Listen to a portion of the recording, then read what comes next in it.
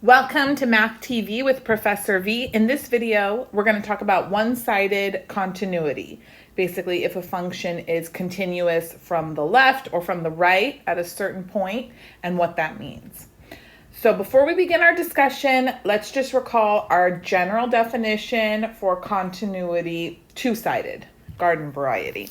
So recall we have this three-part definition. We say f of x is continuous at A if all three conditions hold. First condition is that f of A is defined. That is, A is in the domain of f. You can plug in A into the function and you get a value, finite number. Condition 2, the limit as x approaches A of f of x exists. And make sure that it exists as a finite number. So it cannot be infinity or negative infinity. And then condition number 3 is that the limit as x approaches A of f of x is equal to f of A. And what that condition says is basically the first condition is equal to the second condition's result, right? F of A equals the limit. So sometimes you'll see the definition only written using condition 3 because that implies that both conditions 1 and 2 have been satisfied along the way. Okay. So why are we going to talk more about a function being continuous from the left or from the right? Well, sometimes condition 2 fails. Sometimes condition 2 fails, but condition 1 does not fail. So what will happen is that the limit as x approaches A of f of x doesn't exist, but f of A is defined. So basically we're going to weaken condition 2 and now have a more specific kind of continuity from the right and from the left. So notice the change in the definition. We say a function is continuous from the right if the following holds. Now we have the limit as x approaches A from the right-hand side of f of x equaling f of A. That's condition 1. Or we say that a function is continuous from the left if the limit as x approaches A from the left of f of x is equal to f of A. So this is basically that third part of our three-part continuity definition. Another way you could think of it is that if we're talking about, say, continuity from the right, you would start off by checking that f of A is defined. Then we're going to investigate this because the limit as x approaches A of f of x doesn't exist, but maybe the limit as x approaches A from the right of f of x exists. And then you notice that the limit as x approaches A from the right of f of x is equal to f of A. And that would mean that the function is continuous from the right of A. All right. If the limit of f of x as x approaches A exists, and you don't have to specify from the right or left, then you don't even need to worry about which side the continuity is coming from. Okay, so this is a weaker kind of continuity. Now, don't forget that we have a very useful theorem that enables us to verify the continuity of all sorts of functions without needing to use this definition and check conditions 1, 2, and 3. So the theorem tells us that the following types of functions are continuous at every number in their domains. So everywhere they're defined. So we've got polynomials, and we know those are continuous on their domain of all real numbers. Rational functions, root functions, you only got to be careful with those if the index is even. Trigonometric functions, inverse trigonometric functions, exponential functions, logarithmic functions.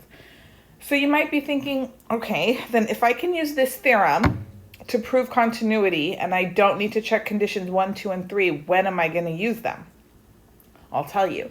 Either if you're being told to verify continuity using the definition, the three-part definition, so maybe your homework tells you or your instructor on an exam says use the definition, okay, then you better do it. The other time is if you're given a piecewise function. So piecewise functions do not fall into any of the categories that the theorem applies to. And remember, piecewise functions, that's what we're gonna focus on the rest of this video, are functions where they're defined differently on different pieces of the domain. So we always have to be careful wherever the domain splits, because the function is defined differently from one side of that value compared to the other side. And that's where we can run into problems with continuity. All right. Good. So let's look at some examples here. I have 3 ready for you.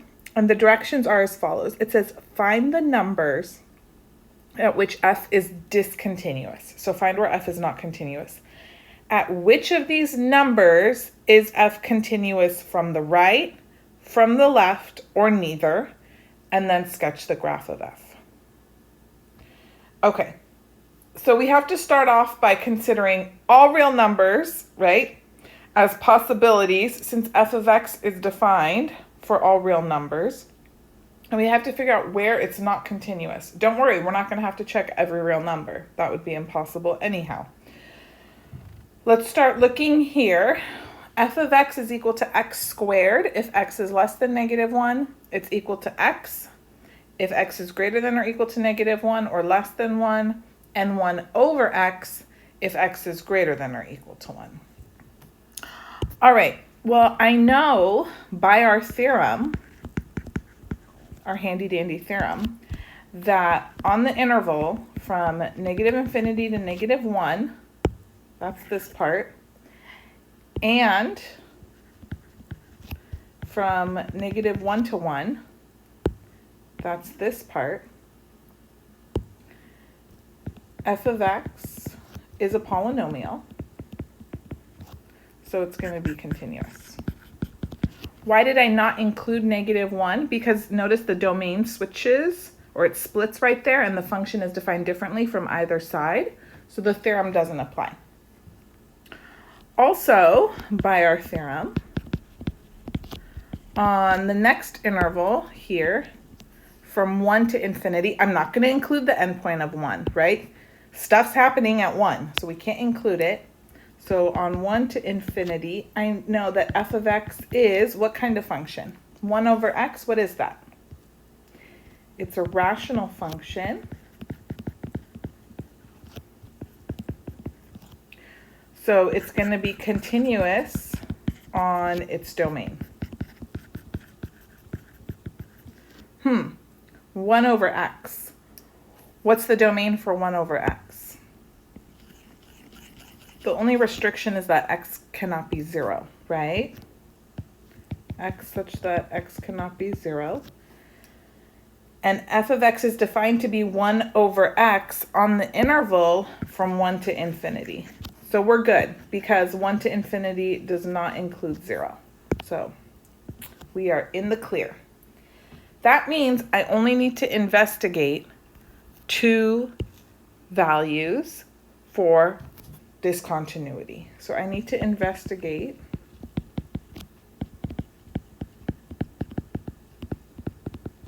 at x equals -1 and x equals +1, because that is where the domain splits in my piecewise function, and I have to see how exactly f of x is being pasted together. Is it being put together in a way where it's going to be continuous or not? Okay, so let's pick one to start off with. Let's start with x equals -1. All right, and I'm going to just rewrite f of x here. I'm going to copy paste it because that's easier. Copy, come over here, f of x. We need you. Great. Okay, so at x equals -1, I'm going to use the 3-part definition. Now's the time. So let's see. F of -1 is equal to, all right, if I'm going to actually substitute in -1 for x, you have to be careful to which inequalities are inclusive. So notice x is greater than or equal to -1 if f of x equals x. So that's where I'm going to plug it in. So just substituting -1 for x, I get -1.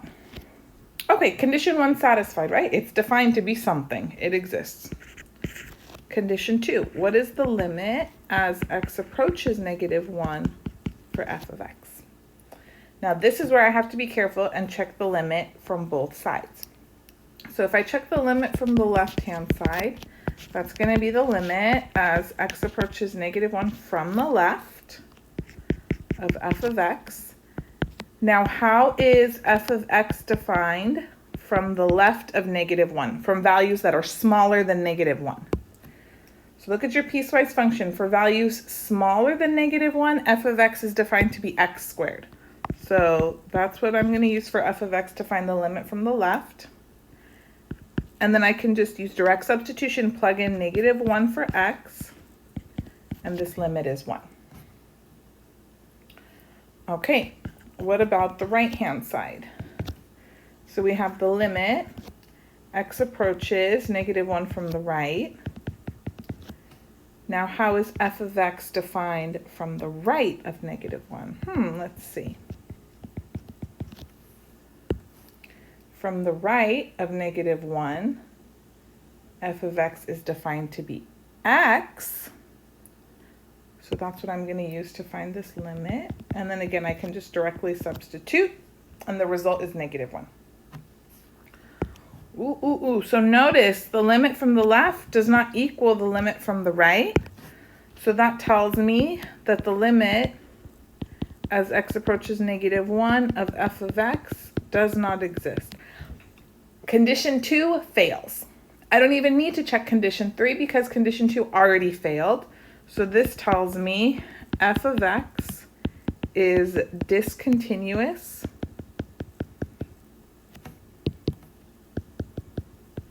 at x equals -1. All right. The problem also asked for us to identify at each of the discontinuities whether the function was continuous from the left, right, or neither. So here's what you do. Check each of those limits, the left-hand limit, the right-hand limit, and check is the function value, the way f is defined in step 1, equal to either of those limits. Oh, it is. Notice, f of -1 is -1, and that is the same as the right-hand limit. So what that means is f of x is continuous from the right at x equals -1. Okay, so the one-sided definition of continuity holds from the right-hand side at x equals -1. You could alternatively write that f of -1 is equal to the limit as x approaches -1 from the right of f of x, which equals -1. Okay, we'll graph this in a second when we're done investigating the discontinuity so you can see it, and it should make a little bit more sense too when you have a picture to put. All right, so that's the result from x equals -1. Now let's see what's going on at x equals +1, right? That was the other value we needed to investigate continuity at. All right, where's our piecewise function? It's still here. Fabulous. So go in order definition, 3 parts. First, you want to just see, can I plug in that value for x? F of 1. I'm plugging in 1 into 1 over x, yes? Good. So 1 over 1 is 1. Nice. Step 2. What is the limit as x approaches 1 for f of x? Again, I have to check from the left and from the right because the domain splits at 1. So from the left-hand side, we're looking at the limit as x approaches 1 from the left. Now, how is f of x defined from the left of 1? From the left of 1, I'm going to use f of x equals x. And then you can just directly substitute in 1. Okay, that was it.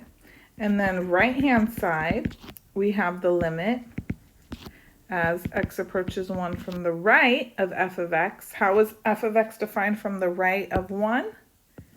it's 1 over x. And then again, I can just use direct substitution. This is 1. Oh, so notice the limit from the left is equal to the limit from the right. That means I can say, all right, the limit as x approaches 1 for f of x is equal to 1. Ooh, and then we can continue. Look at that. Conditions 1 and 2 have been satisfied, and condition 3 is that the limit as x approaches 1 for f of x is equal to f of 1, which it is. They both equal 1. Yay! So that means f of x is continuous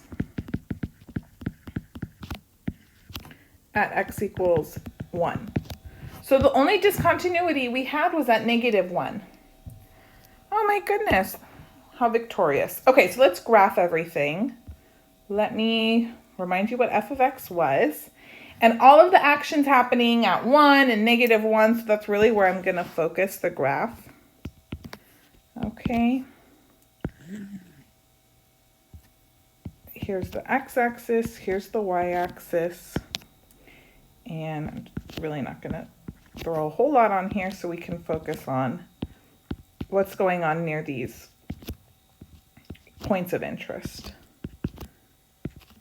Okay. So f of x is equal to x squared. That's a parabola if x is less than -1. And then I am going to plot an open circle when x equals -1 at -1, 1. Here, and then it's a parabola, right? It'll be all the way up here.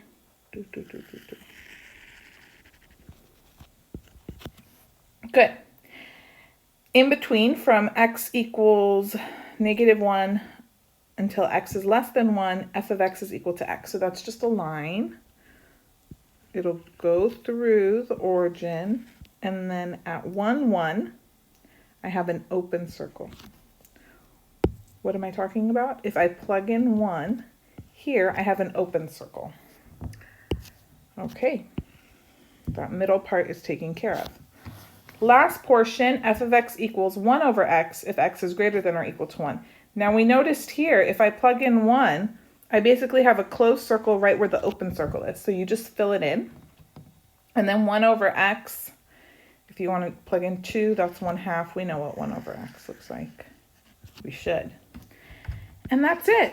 So notice the graph is continuous at x equals 1. We were all nervous about what was going on.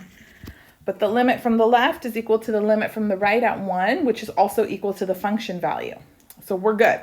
If you think of your pre-calc definition of continuity, it's just that you can trace the graph without picking up your pencil or stylus these days. So you can see that that makes sense just visually.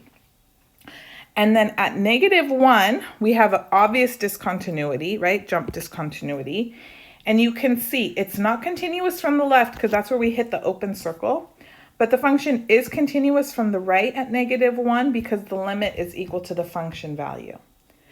So whichever side basically the function is defined at, that you don't have that open circle and it's the same as the limit, that's where you have continuity from. And in this case, it's from the right. Okay? Since you're in calculus now, when you're asked to verify continuity, you have to either use a theorem or use the definition. You can't just draw a graph and say, look, all right, that was okay in pre-calc, but now we have matured. All right, good. Let's look at another example. Example 2, we have f of x equals 2 to the x if x is less than or equal to 1, 3 minus x if x is greater than 1, less than or equal to 4, and radical x if x is greater than 4. I'll copy this because we'll probably be reusing it. Okay, so first let's use our theorem so that we can rule out lots of x values that we have to investigate discontinuities for, and then just focus on where the action's happening. So I know for x's that are on this interval, so that would be -∞ to 1, f of x is an exponential function, right? And by our theorem, it's going to be continuous. on its domain, exponential functions domain are always all real numbers, so we're good. Okay, for the next interval, from 1 to 4, f of x is 3 minus x, that's a line, but we say that's a polynomial, right? It's a polynomial. So by our theorem, again, that's continuous on its domain, which is all real numbers, so we are good to go. And then for the last interval, from 4 to infinity, f of x is a radical function, a root function. You have to be careful, yes, because this is square root. The index is even, so it's going to be continuous on its domain. And remember, if you have an even index, you cannot have a negative radicand. The stuff underneath the radical cannot be negative. So it's going to be continuous from 0 to infinity. Well, we're defining f of x to be rad x from 4 to infinity. So we're in the clear, right? That's a subset of the domain. So we are good. So by the theorem, we are okay on the subset. Woohoo! That's it. So that means I need to investigate two places wherever the domain splits. I've already established continuity at infinitely many other x values. Thank you, Theorem. You're making our life so convenient. I just need to investigate now at x equals 1 and x equals 4. All right, so let's start off. Let's investigate what's going on at x equals 1. And let me paste the piecewise function here. Okay, so start using your definition. Now is the time. F of 1, can I plug it in? If so, where? You're plugging it into 2 to the x. So f of 1 is equal to 2 to the first, which is just 2. All right, condition 2, what is the limit as x approaches 1 of f of x? Again, I need to consider the limit from the left and from the right. So limit from the left, we're going to look at the limit as x approaches 1 from the left of 2 to the x. That's just going to be 2 to the first, which is 2. From the right-hand side, we're looking at the limit as x approaches 1 from the right. From the right side of 1, f of x is defined to be 3 minus x. So to evaluate this limit, I'm just going to substitute in 1 for x, and I get 2. Oh, okay. So that means I can say the limit as x approaches 1 of f of x is equal to 2. Notice the limit from the left-hand side is equal to the limit from the right-hand side. So last thing to verify is condition 3. The limit as x approaches 1 for f of x is equal to f of 1. Yep. All right, then that tells me f of x is continuous at x equals 1. So we do not have a discontinuity there. If it's continuous at 1, that means it's obviously going to be continuous from both the left and the right. See? Both the left and the right-hand side limits are equal to the function value. That's why we say one-sided continuity is a weaker condition. All right, now I need to investigate at x equals 4. What's going on there? So at x equals 4, here's our function. Again, use your 3-part definition. So condition 1, let's check what is f of 4. So f of 4, where do I get to plug it in? Right here into 3 minus x. All right. So 3 minus 4, that's negative 1. Okay, we got a number. Now let's look at the limit as x approaches 4 for f of x. Again, I have to look at the two-sided limit. So one side at a time. Left-hand side, what is the limit as x approaches 4 from the left? Which part of the piecewise function should I use? So from the left, of 4, x is defined to be 3 minus x. And then you can go ahead, use direct substitution to evaluate that limit.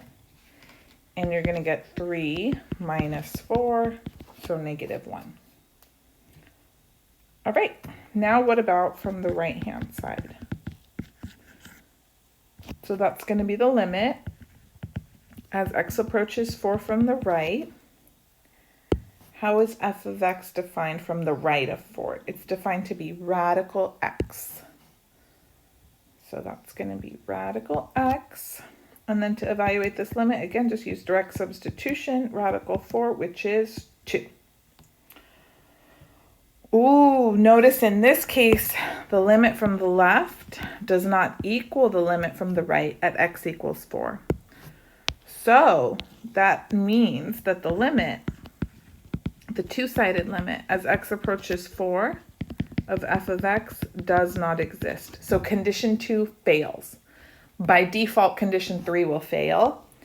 So this tells me, all right, f of x is discontinuous. It's not continuous at x equals 4. Okay. Now, is it continuous from perhaps the left or the right of 4?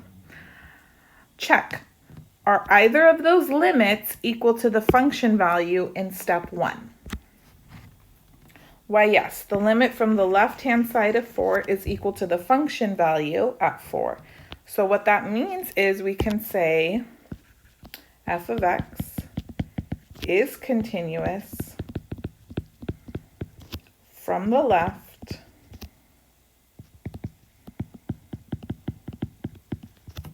at x equals 4.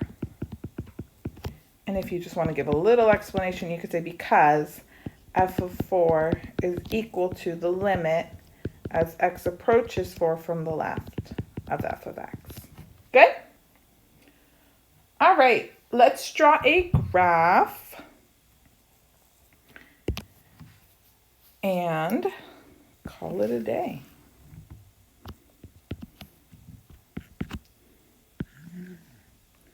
So we need, let me lower this, because at x equals 4 and 1, right, are where all the drama's happening. X, y. So 1, 2, 3, 4. 1, 2, 3, 4, 5.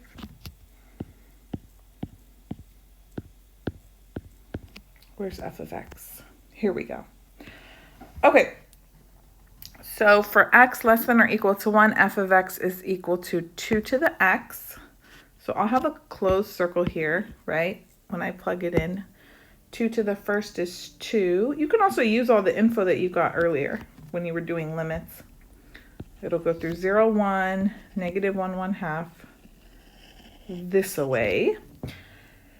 Between negative 1 and, or positive 1 and 4, it's equal to 3 minus x. So I'm going to have a open circle on top of a closed circle at 1. So you just don't do anything, right? You already have a closed circle there. And then just draw that line segment 3 minus x between 1 and 4. I'll have a closed circle here at 4, negative 1.